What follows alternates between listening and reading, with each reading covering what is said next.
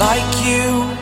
Be strong to hold the powers of the sun. Hi, welcome back to my channel. It feels good to be on this seat filming a video for you guys to watch today. Okay. Okay, welcome to my channel. Let's be formal.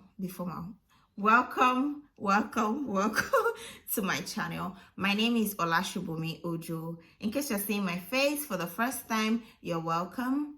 And if you're a returning subscriber, you're welcome back to the family.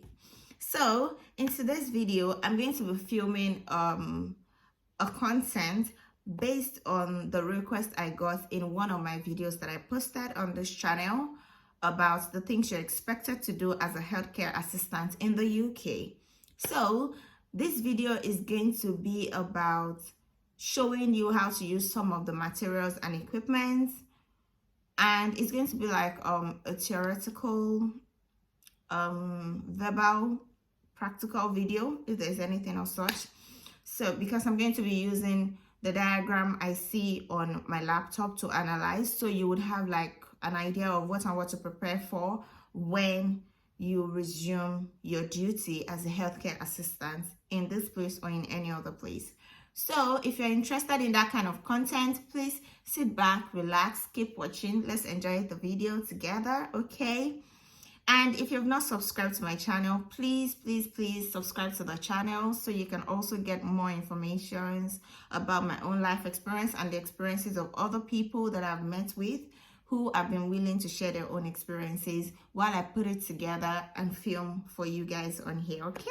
Normally, you're supposed to do a training before you embark on any of your shifts. So the training will tell you what to do, but sometimes most people are usually in a hurry to go through the training in the proper dimension. So they just do, like a wuru to the answer. If you're Nigerian, you know what that means. Like a quick scanning, scanning through the documents, and then they get few informations and they just submit and they say, oh, I'm done with the training. I've met with a couple of people who are like that, but I would advise you, please do your training. It will help you. It's like you reading for your examinations, and when you study for your examinations, it helps you a whole lot. So I would advise that you do the training as you're required to do and submit as you're required to do. Go through all the assessments as you're required, so you would be knowledgeable about the things that are about the materials that are in the training, and you won't have to miss out on any information, okay? So the first thing, there is something they call donning and doffing. So I'm going to quickly go through donning and doffing for you, okay? It's a term used when it comes to putting on and taking off your equipment that you've used to protect yourself while caring for the resident or the service users, as they are called. Now, donning, according to the dictionary, is putting on, while doffing, according to the dictionary, is taking out or taking down. Now, when you want to care for a resident in a care home, you would be requested to don your equipment, okay?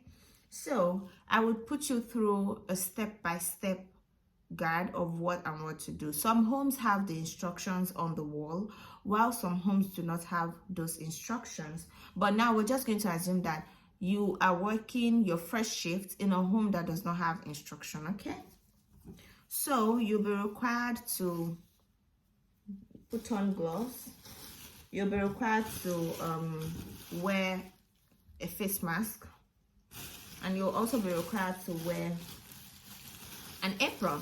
It's usually a plastic apron, okay? So we're not going to say thank you or no thanks to brother or sister COVID-19, okay? But really, I'm sure a lot of people before COVID-19 usually wear their mask this way.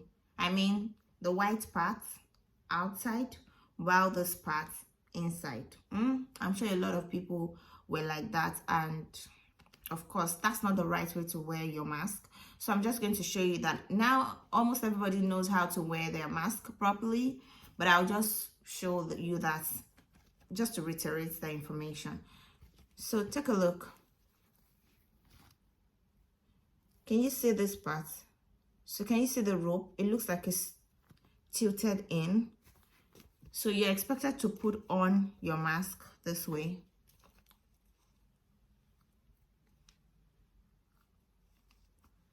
Okay, your nose covered, your mouth covered. Although COVID is actually moving away, and most homes will tell you you don't have to wear a face mask, but it's not mandatory, right, for you not to wear a face mask. So you put on your glove, right?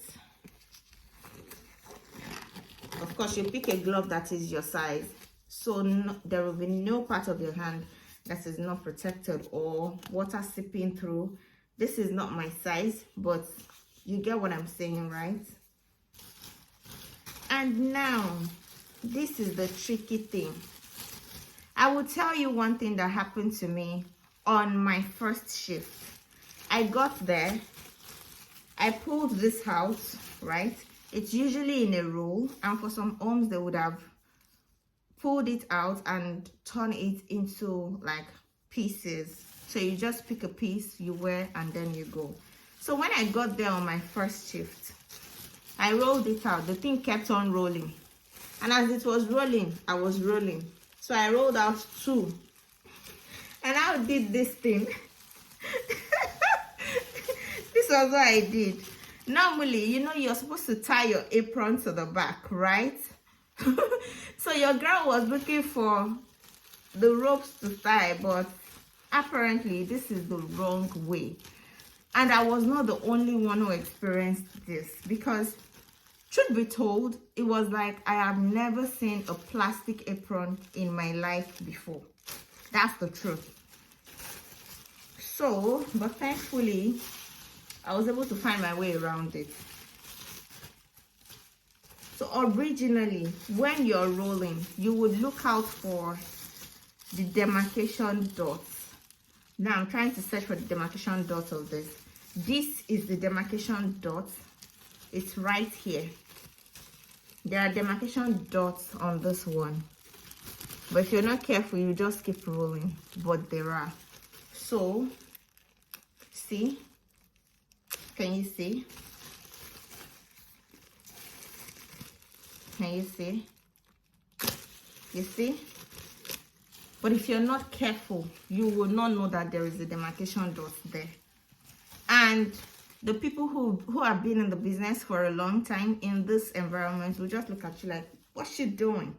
What is she doing? But it is you who knows what you know. So this is gonna come originally like this.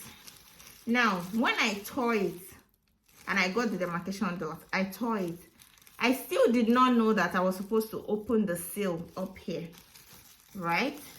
See how long it is, okay? From here to here. So what you should always look out for is this straight part. Once you get this straight part, you know that, okay, that's where the demarcation dot is. And once you get where this is, you know that that is where you will put over your head. So this is actually supposed to be opened into 2. Can you see? See? Can you see? Just keep watching. Oh, see? This is the rope that I was looking for on that fateful day. So this part is supposed to go into your head, right? And please don't forget that your hair should always be packed if you're a female. Your hair should always be packed if you're going for a hair job.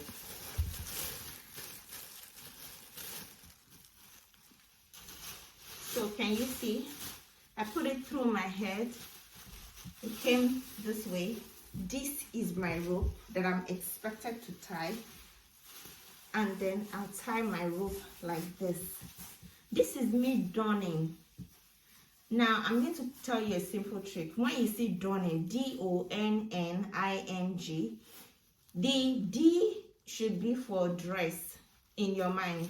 And the O-N should be for on. That's dress on. When you come to doffing, the D should be for dress. The O-F in your mind should be for dress off. Okay?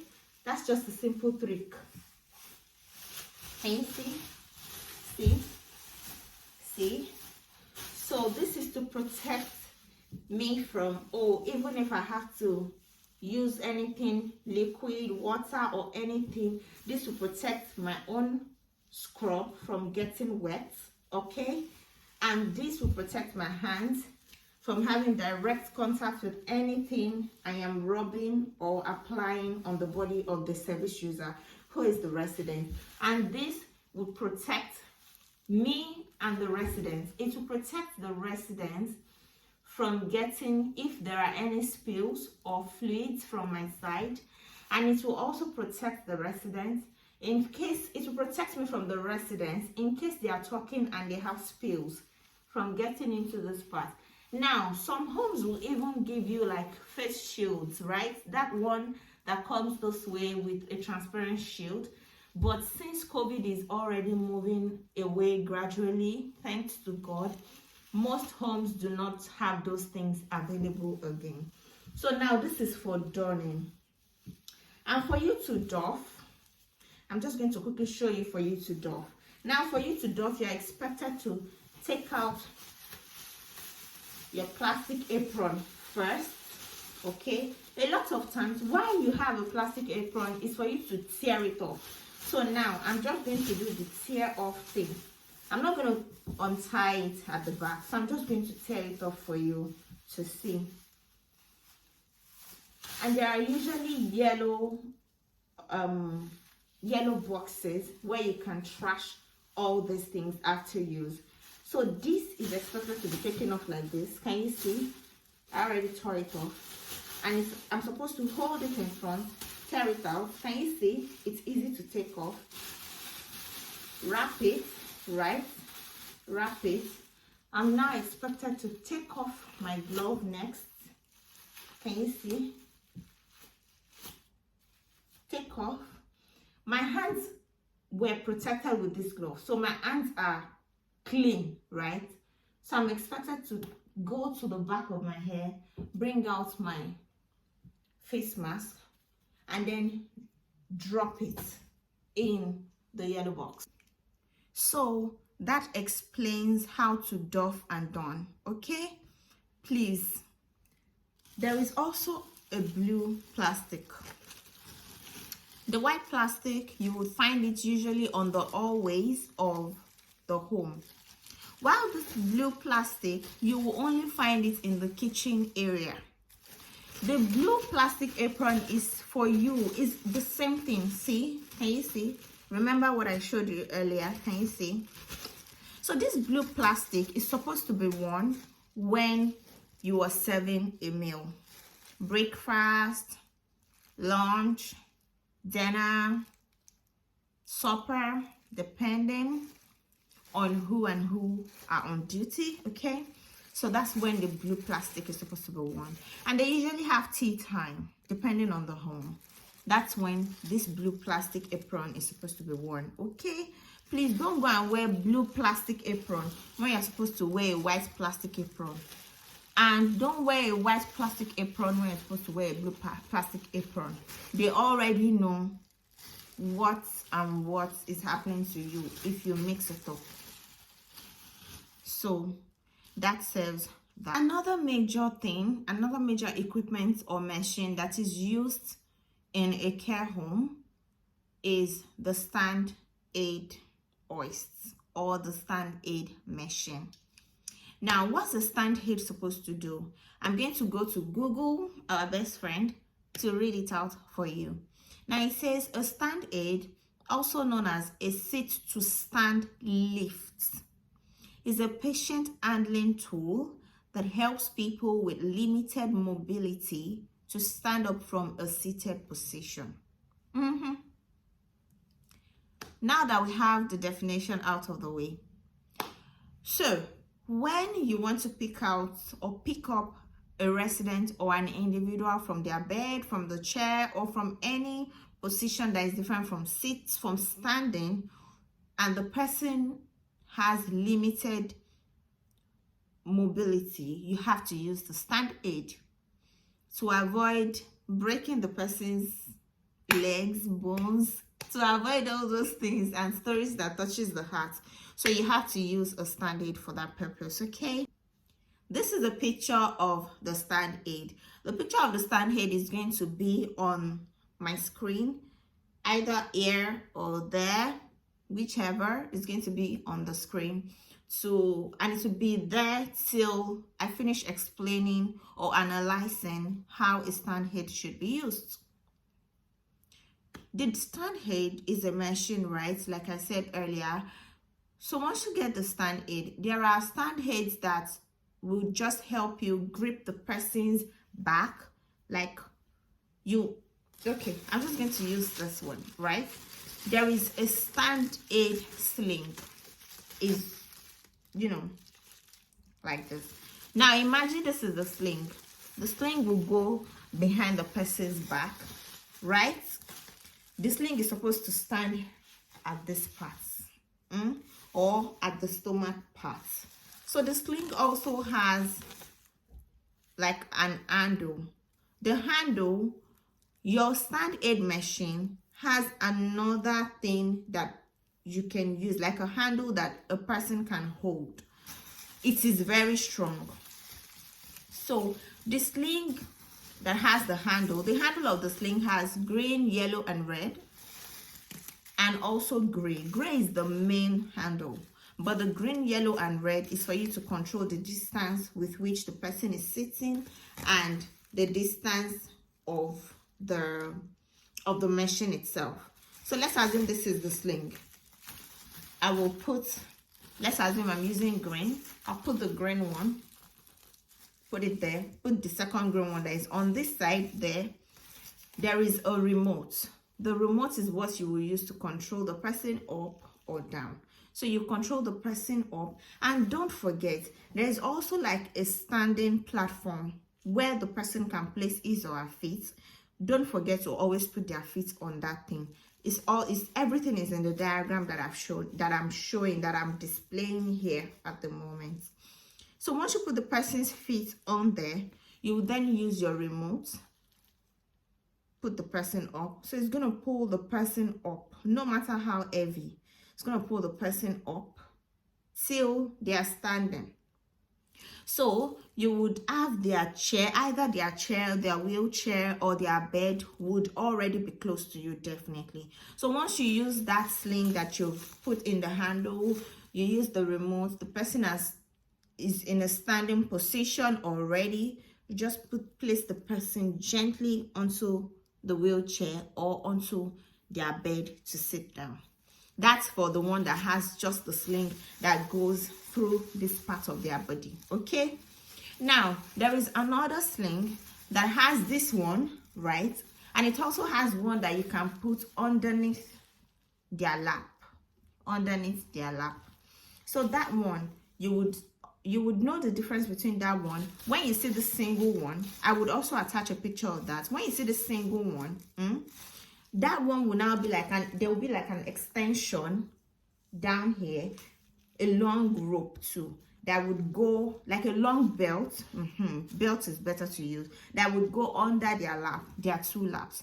So as you're putting the sling into the handle, you're also putting the sling of the lap area into the same handle. So that one is supposed to carry the whole of the person's body. That is usually used for people who cannot walk at all, okay, or who are very old, or who are bedridden, and you need to get them out of their bed to a chair or something for some time before you take them back into their bed. I'm sure that is understandable. When you see those machines, it will just click that, oh, I explained this, that Shubomi explained this, this is what she means, this is it, oh yes, I get it. So you already have like an idea, because most of the homes will not call you to come and do a stand aid hoist training. I mean a practical one. Most of the homes or most of the agencies will not call you to come and do that.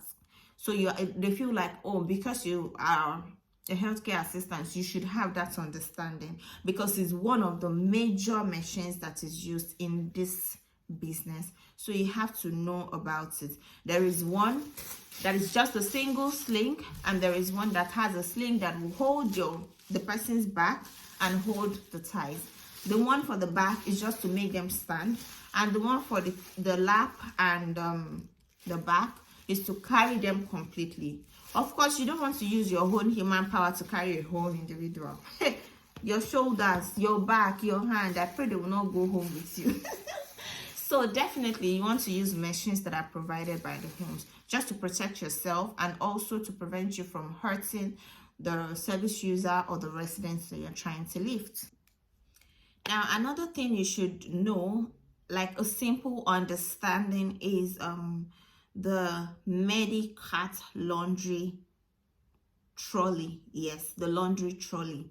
Now, on most of the laundry trolleys that you will see in a care home, there is the red color bag, there is the blue color bag, and there is a white color bag.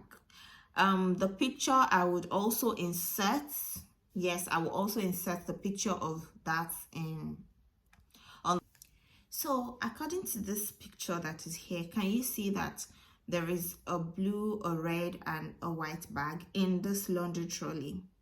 So the red one is supposed to harbor clothing that are soiled or clothing that are infectious. And do not forget that before you put any clothing inside the red bag, you should put, there is also there is usually a red plastic bag in their rooms. So you put the infectious or the soiled clothes inside the red plastic bag. I do not have that here. You put it in the red plastic bag first before you throw it in this red plastic bag on the trolley. Now, the white bag on this laundry trolley is supposed to harbor bed linens, yes, or towels, okay? While the blue bag is supposed to harbor their everyday clothing, their socks, their outfits that are not soiled, their underwears that are not soiled, anything that is not soiled, that is an everyday outfit that has been worn, should go into the blue bag. The white one is for linen, towels, and beddings, while the red one is for soiled or infectious clothes. You need to know that. And for some homes, I believe I've worked in a care home that an African woman who was the nurse on duty that night, who was the senior care assistant that night, mentioned that, I'm sure that woman didn't do training, definitely. She mentioned to me that the white one was for everyday clothing, while the blue one was for the beddings, the linens, and for the towels. And I said, okay, jigget.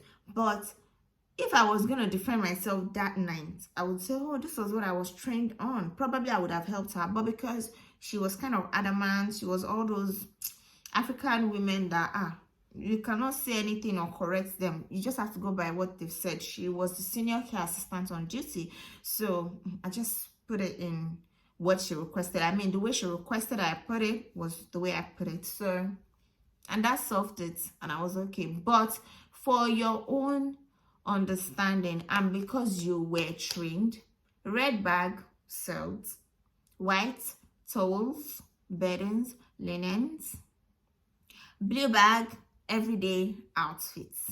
Thank you. So with this, I've come to the end of today's video. I hope you liked it. I hope you learned a thing or two on this video. I enjoyed filming it for you guys. Definitely sharing information is key for me. So please don't forget to like this video, to share it with your friends, families, or anyone who you feel would need this information.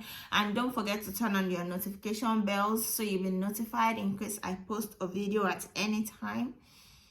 Yeah, please subscribe to the family. Let's grow this family together, bigger family, bigger every day. We're getting bigger every day, you know. Okay, so let's be serious. Today is upload day. Okay, so thanks for watching, thanks for your time, thanks for learning on here. Till next time, stay blessed, stay loved. Catch you guys. Like you